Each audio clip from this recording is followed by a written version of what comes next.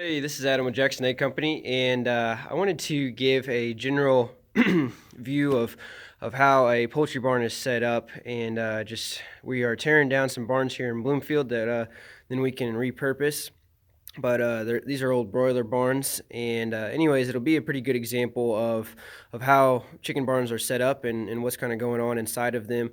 For a couple of reasons. For one, because we're taking them down, so it's easy to get in here and see everything. But also because these are actually old curtain-sided barns that were then converted into the newer style tunnel ventilation, so you can kind of get a feel for both styles. So here's how the barns are set up. They are 40 feet wide and 600 feet long. I'm standing here at the front end of it, and as you can see, we've already taken down quite a bit of the equipment. But basically what's going on is there's one feed line up here that was just like an extra one that it's not being used or anything, but we still have it to come down. Everything else is out already. And then there's also right here in the center is your heater. Now that's a breeder heater, and what that is for whenever they're small chicks, or else if it's really cold in the winter. But mainly for whenever they're small chicks, then those breeder heaters keep them warm because they can't really maintain their own body temperature very well. And anyways, then here at this end, so got a big door, and so that you can get in and clean it out, or to take out the old birds. Like right here, that's those are old curtain controls, because this was an old curtain-sided building. And then of course just your main door there. But on this side, I already took them out. On the other side is your cool cells. And so as you can see there, it's just these big blocks basically that there's kind of a cardboardy like substance that the water can run down. And so it's inside of that top white covering there is a PVC with a whole bunch of holes in it, and so that lets the water trickle down through this cardboard like thing, but also the air is pulled through this area. And so this is for the tunnel ventilation, so that water can drip down onto it, and then it allows for evaporative cooling of the birds. And so those are called cool cells, and that would only be for the tunnel ventilation type system.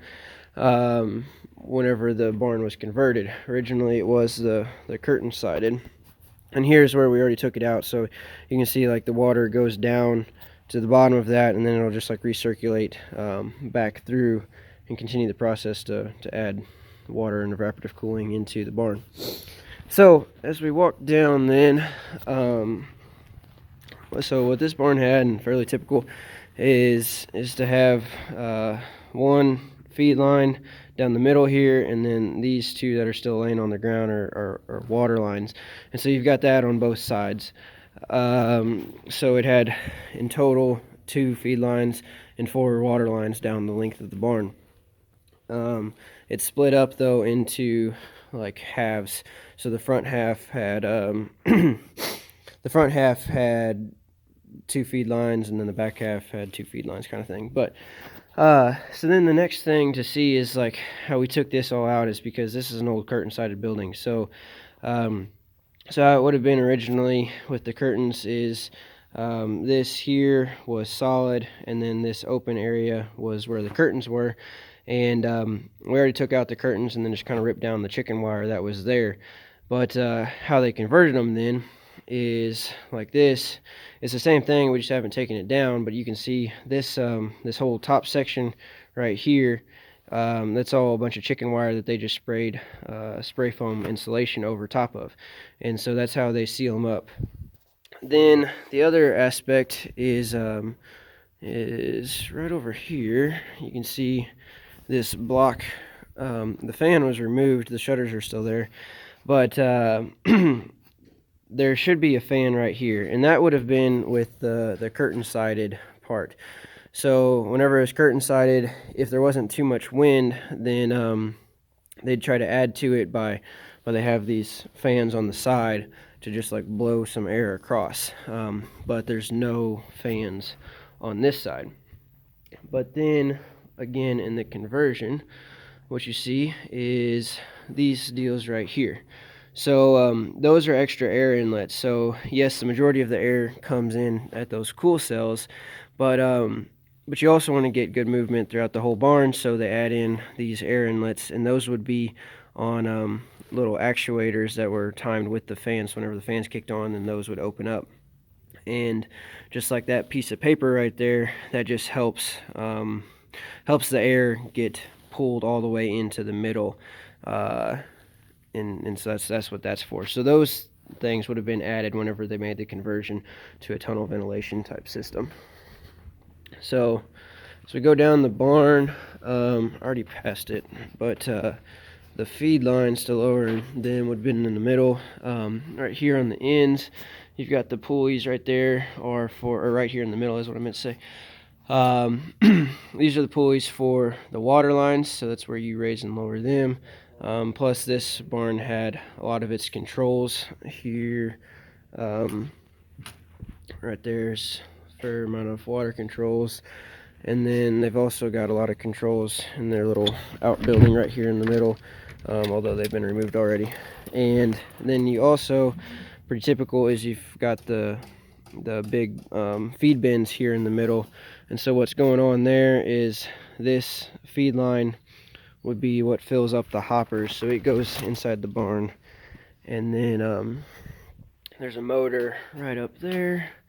And so that motor, just like it's hooked up to one of the hoppers, so whenever it gets empty, then it will kick on, brings in feed, fills up the 4 hoppers for the 4 feed lines right here in the middle of the barn. And then the motors on the end of those feed lines is what pulls them down each line. So that's where the feed comes in. Again, we continue with more heaters, and then the the water line winches are right here in the middle for this side, and just continue our way down with basically the same setup. Some of these tarps right up here, those are so that you can like separate whenever they're baby chicks, or maybe I think that's an old style, but anyways, you can separate them, chicks, to keep them at like the front half of the barn, if that would, sometimes that's done to make it more efficient on the heating, since you only have to heat one half of the barn or whatever that way. Then here in the middle of the feed line is where you get the winch. This is the winch for the feed line. and that's what you lower with it, and that can be easily done with a drill with the hook on the end of it, or maybe you just got the hook with a hand deal to spin it by hand, but it's a heck of a lot faster with the drill. So then as we get to the other end is where we find our fans. This barn, the fans have already been removed for the most part, but anyways, this is where you get the bay of fans, and so they blow to the outside, and this is how it's a negative pressure system then. And and so you set up all these fans so that they blow air outwards, and thus the air gets sucked through from the other end through those cool cells and through all the little inlets that are down the side of it. And so that's how we get plenty of air to go through the barns and keep them well ventilated. Of course, these fans would not have been here back whenever it was the tunnel ventilation, or sorry, whenever it's the curtain-sided ventilation, because the air would just naturally blow across the barn. So that is the quick tour of modern day chicken barn, and hope you enjoyed it. If you have any questions, just comment below and I'll try to get to them. Thanks.